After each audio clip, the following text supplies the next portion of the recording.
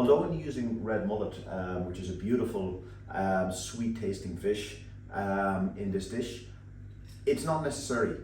You could just eat this as a fully vegetarian dish and it'll still pack a very, very good nutritional punch. I'm going to use as the base, kind of the staple in this is going to be Puy Lentils. What I've done with these Puy Lentils is I soaked them overnight, or a few hours. They tend to take on the water quite quickly, and just cooked them very lightly in a little bit of salted water. My starting weight was about 100 grams, thereabouts. Sometimes it's a good idea to cook a few extra and freeze them for later use. And just cook them until they're tender and then cool them down. It's just much easier to do a dish when they're pre-cooked. I'm going to do plenty of vegetables. I'm going to kind of make it kind of a slightly, a very rich kind of herby kind of tomato sauce. I'm going to use olives in it, red onions, no big rules. Towards the end I'm going to use a little bit of pak choy. You could use spinach, any greens at all. I'm using a can of, to kind of get the sauciness in the dish, I'm going to use a can of cherry tomatoes and then a nice little selection of herbs. I'm going to make a nice mint broad bean salsa to just kind of put over the top of it. And again, if you can't get all the herbs, you could improvise with dry ones, just use them a little bit more cautiously, or else just use what you can. If you can only get parsley, just use the parsley. But again, playing around, nowadays getting a good selection of herbs is fairly accessible. Going to use lots of good quality olive oil. It's worth spending the extra few pounds on the olive oil, and basically it's going to be a nice one pot dish. I'm going to cook it in the oven and on the top, and it's one of those lovely rich kind of dishes that you can just dip into, and and it's packing a good protein punch, loads of fiber, loads of vitamins, and then you're getting your omega-3 fats from your fish. So this is a good solid anti-inflammatory all-around dish. So I hope you enjoy it. So to make this little dish, first of all, about a teaspoonful of coconut oil into a dish that's suitable to go into the oven. Now you could cook this dish completely on the worktop, but I kind of want to get that kind of nice oven roasted kind of flavor onto it. So into that I'm going to first of all add my onion and my peppers. You could use a bell pepper on this, but I found these lovely little smaller red pepper, and they really are, they look really attractive, and they should hold their shape nicely, so it'll give a lot more texture to the dish. So let's cook those away just for a few seconds, just get a little bit of oil on them. Into that, I'm just going to put a little pinch of salt, and I'm going to just put the lid on that and let them cook away, just to get a little bit of texture and cover onto them and color onto them. So let them cook for a few minutes, just keep an eye on them as they're cooking.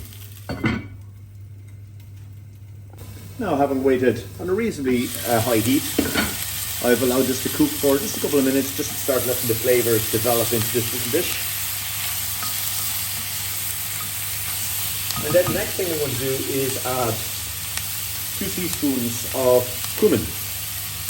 I'm using the full cumin seed, and this gives that lovely kind of slightly Arabic kind of twist to it. It's a really lovely flavouring, because I want to just cook those out a little bit. And then I'm just going to pop in my cherry tomatoes, the fresh ones that I've chopped in half. They're also going to just put a little bit of moisture into the dish and allow it just to develop a little bit more flavour. At this point, I'm going to pop these into the oven and let them roast. Just take on that good kind of Mediterranean roasty kind of taste. So I'm going to let those roast away. As you can see, you need very little oil in this, just a teaspoon of olive oil or of the coconut oil done it for me. And I'm just going to let those roast on a good high heat oven for about 15 minutes, just to let them take on a nice kind of roasty Mediterranean flavour.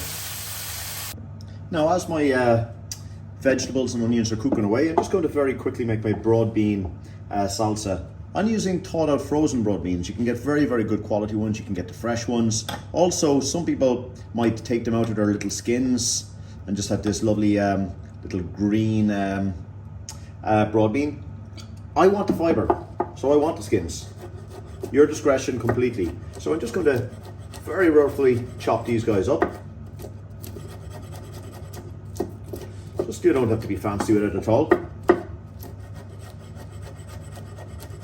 Great little flavoured bean, these. Another thing, an advantage of using the thawed out frozen ones, the frozen veg does tend to be more nutritional.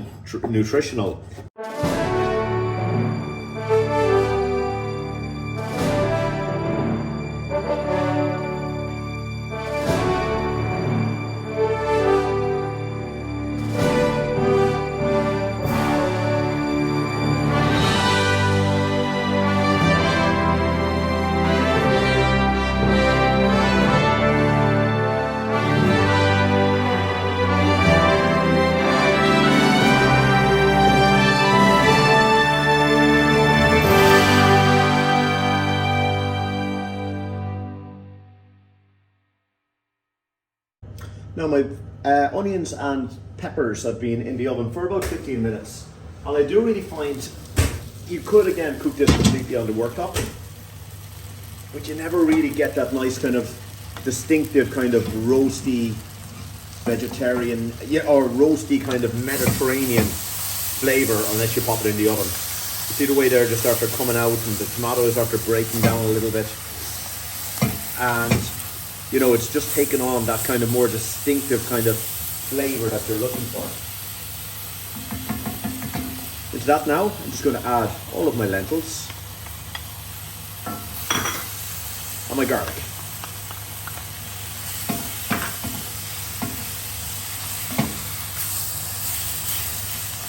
And just let them cook away there nicely. I'm just cooking it on a heat here as well. You know, letting it take on all of that nice flavours.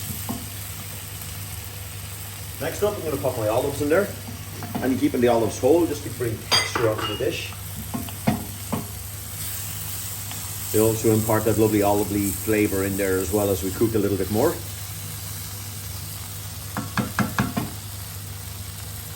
And next up, my tin of cherry tomatoes, standard tin, 400 grams with the juice.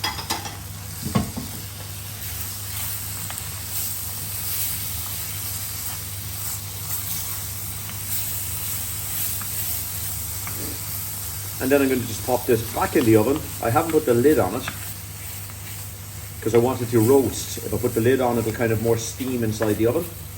And I want to get that kind of nice roasty flavour throughout it. I'm just going to put a pinch of salt in there as well. Not too much. And a little bit of black pepper.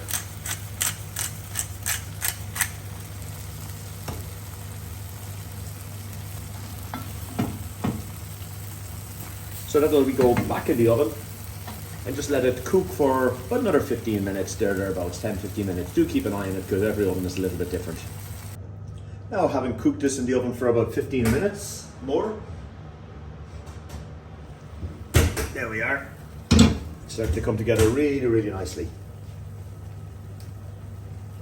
So I'm just going to give it a little bit of a stir up. And again, I want that kind of nice dryness to it, if you like, not just a kind of a soupy, and the oven is the only really way to get this kind of nice overall roast kind of texture to it. You can't really get those kind of flavors on a worktop properly. Next up, I'm going to take my greens. You could use spinach. You could use, you know, it's what works for you.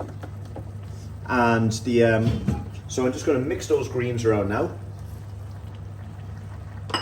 I'm using pak choy, by the way, here, or bok choy, and I'm just going to mix those through.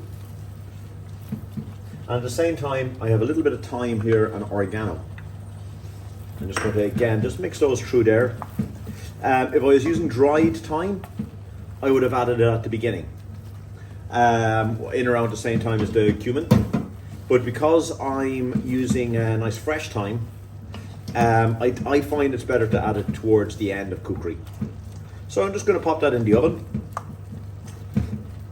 for again another few minutes, just until those greens start to tenderize a little bit. So I'm just going to give it, say, about another 4 or 5 minutes in the oven, in a good hot oven, and let those cook away there. just to kind of actually, at this point, because I have it cooking away on the top, I'm going to put my fish on there as well. So I've got a couple of lovely pieces of red mullet. Again, one of my favorite fish, and which is actually a goatfish. These have been scaled, trimmed, and everything else. I'm just going to rest those on top. I've lightly seasoned them with just a little bit of salt and pepper, and I'm just going to put a little drizzle of olive oil on at this stage. They won't take any time at all to cook. So I'm just going to let those, then I'm going to pop those in the oven for another 5 minutes. And then this whole dish should be almost ready to serve then. So after waiting about 5-6 minutes, now the red mullet is a small little tin fish. You could use a bigger, thicker fish like a nice piece of cod or something like that, who would work equally as well on this little dish. And there we are, all cooked. So what I'm going to do next is just going to just turn that off the heat completely. As you can see, you have your vegetables, you have absolutely everything you want in here. Beautiful, simple little dish. Your lentils. You could have this even without the fish, but I think the fish adds so much to it. And then what I'm going to do is I am going to very simply get a little closer to this dish. And then to finish it, I'm just going to take that little broad bean mint salsa that we made earlier. I'm going to just liberally put that around, and that's just going to add the freshness onto the dish. The bit of lemon, and it's a great way of just introducing that extra layer of texture onto this whole dish. Just place it all around the top of the dish. And now you have that mint, and it just brings more complexity into it.